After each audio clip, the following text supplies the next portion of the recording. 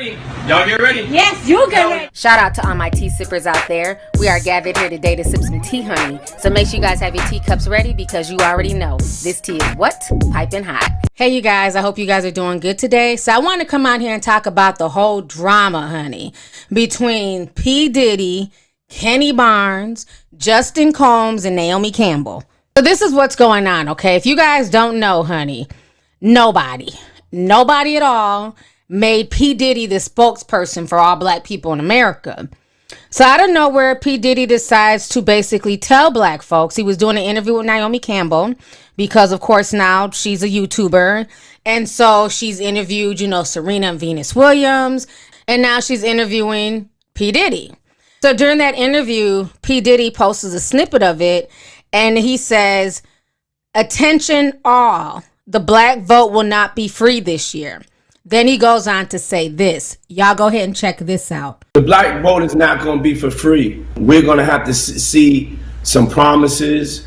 What are we getting in return for our vote? Nothing has changed for black America. And in order for us to vote for Biden, we can't be taken for granted like we always are because we're supposed to be Democrats or because people are afraid of Trump. It's whoever's going to take care of our community, whoever wants to make a deal. It's business at this point. We can't trust politicians, so we want to know very clearly, just like Trump made it clear that he wanted to build a wall, Biden needs to make it clear that he's going to change the lives and quality of life of black and brown people, or else he can't get the vote. I will hold the vote hostage if I have to. You said it here, said it first. Breaking news. Breaking news. All right, so you guys just heard what P. Diddy had to say. So to a lot of people, they felt like P. Diddy was trying to low-key hold the black vote hostage against Joe Biden in the general election and was low-key trying to promote Trump. So that's how a lot of people felt. They were not feeling what P. Diddy was having to say. So Kenny Barnes, who's also a television host, he's also an entertainment industry executive. So he's done a lot of stuff on the entrepreneurial side. And he's also friends with Diddy. Here goes a picture with him and Diddy. So they clearly know each other. So Kenny decided to go onto Diddy's page and state his opinion, just like Diddy stated his opinion. And Kenny says, "Puff, this statement is very irresponsible at this point. The only option is to get Trump out of office. Come on, champ. Encouraging people to stand by is not an option. Hashtag vote or die." And so he wrote it. So then he came back wanting to read the responses and see, what was being said, only to find out his black ass got blocked by Diddy. So Diddy blocked him and deleted his comment and other people's comments who were also pro-Biden. So that really upset Kenny. So then Kenny took to his page and this is what he wrote. He wrote, "Wow, at Diddy, you erase my truthful comment and keep the vote for Trump comments on your page. Then you block me? LOL. And you're really going to wait till it's two candidates to say that you're holding our vote? Come on, champ. This is not leadership. Where were you during the primaries? What happened to vote or die? Trump being put out of office is the only option, period." So that is what he said. And of course, Diddy was too chicken to reply back to him. Oh, but don't worry. His son and Naomi Campbell decided to reply back to Kenny Barnes. And they basically caught themselves trying to blast Kenny. So Prince JDC, which is, I believe that's Justin Combs, he says, "You got all our numbers, OG. You could have reached out privately and had a conversation and still can. As black kings, we should handle situations like this better than just posting on IG. What does this solve?" And then Naomi Campbell chimes in responding back to Justin. And she says, "Hear to that, fam. Etiquette," with a heart emoji, which I find very, very funny that Naomi Campbell is speaking about etiquette when you're the same woman. Back when I was in high school, you was busting bitches in their foreheads with cell phones, okay? You were involved and arrested back in 2006 for, assaulting another maid with a cell phone. So it's funny that you're speaking about etiquette, but you don't seem to have a lot of etiquette towards people who are helping you maintain your household. Let's not put the word etiquette out there if we're not going to practice what we preach, okay? I'm just saying, TT don't forget shit. Any damn ways. I feel like this whole situation is crazy. The fact that Justin and Naomi are trying to shame him for having an opinion. No different than Diddy having an opinion. And I'm not saying necessarily what Diddy is saying is wrong. I see his point, what he's trying to say. But people have the right to counteract what you're saying. People have the right to their own opinion. Why is your word law? Who the hell made Papa Diddy the voice of the black community? So then, once he was getting backlash, he then decided to say this.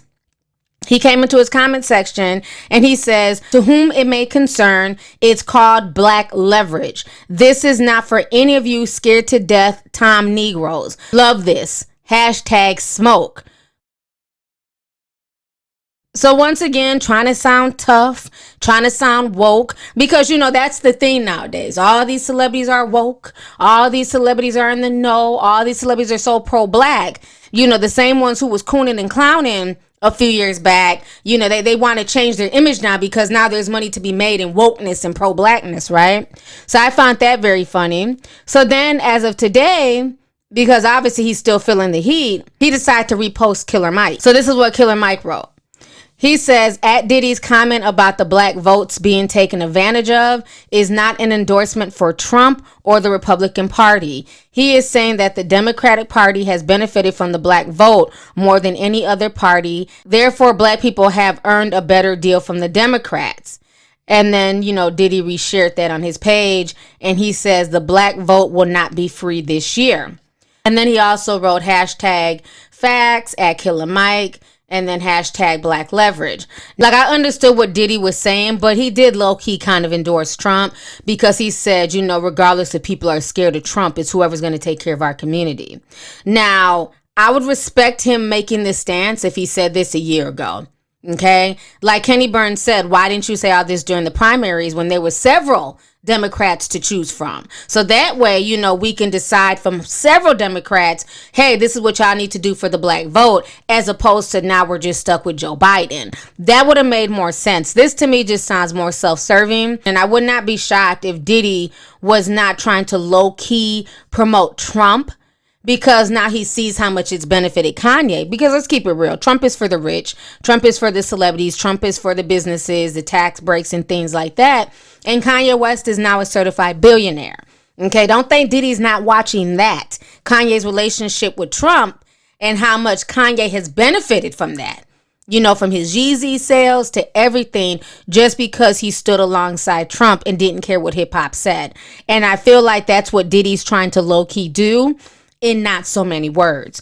I do agree, though, with him and Killer Mike, that the Democrats have taken advantage of the black vote and they haven't done anything for black people, and they just swear that black people are just going to vote for them, you know, just because black people have been conditioned to. But there's no promises. There's nothing that's really helping the black community. So I definitely agree with that part, that they do need to be held accountable and they need to be held to their promises that they make for the black community. And if those promises are not fulfilled, then you do take your vote elsewhere. Am I saying to vote for Trump? Absolutely not. This is why this discussion should have been had a year ago. You know what I'm saying? Now we're at the end of the race and now everybody wants to talk about this. This should have been discussed a year ago when there is more choices, more candidates, and maybe possibly putting somebody in there who's not necessarily a Democrat. You know, so I don't know. The whole situation is sticky, but I just don't like this whole mentality that, you know, you can state your opinion and state how you feel.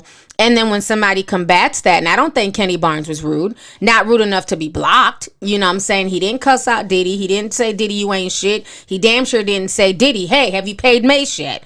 I could see if he said that and then Diddy blocked him, you know, but it's so funny that Diddy wants to be so pro-black and so woke and be the voice for the black community, you know, when it comes to politics. But again, I can't take him seriously because you can't be pro-black when you've shitted on so many black people as far as businesses, and you still have not paid those people who allowed you to be in the position that you're in now, where you do have a voice, where, you know, people like politicians can take you seriously. It was the musicians on Bad Boy who paved the way to make you rise to the level that you're at. And the fact that those people are still being shitted on, I find that very funny. So, like I said, this conversation is interesting, but it comes off as very, very disingenuous, attention seeking, and boredom, because all these people are quarantined. You have a lot of celebrities, they don't have anything anything else to do. So let's start being commentators and interviewers, and let's start talking politics and everything else, because they can't sell out arenas right now. Nobody's buying their music. So they're trying to, dip their foot in things outside of their scope.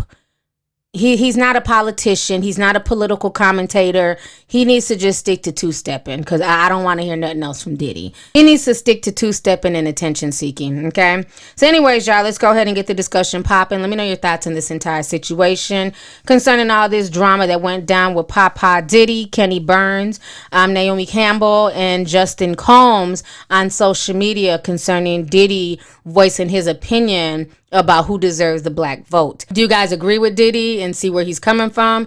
Or do you feel like Diddy has ulterior motives and that's why he's saying this? And also, do you feel like Kenny Burns did anything wrong where Diddy should have just blocked him? Do you feel like, Kenny Burns was speaking his own truth, how he saw it? And then how do you guys feel about, Justin Combs and Naomi Campbell kind of chastising him for coming at Diddy? So let's go ahead and get the discussion popping. Make sure you hit that subscribe button. Don't forget to thumbs up this video. Last but not least, don't forget to hit that notification bell so that we can be down with the notification squad. So let's go ahead and get the discussion popping. Go ahead and leave a comment. All right.